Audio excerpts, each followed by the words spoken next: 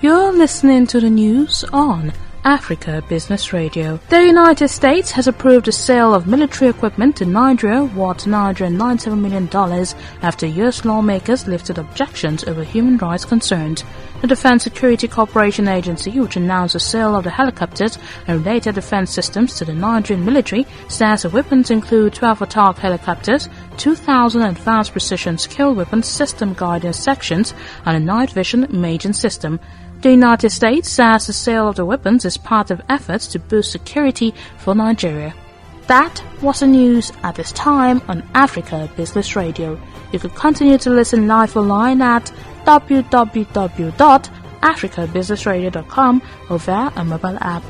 I am Chukunonso Modi and thank you for listening.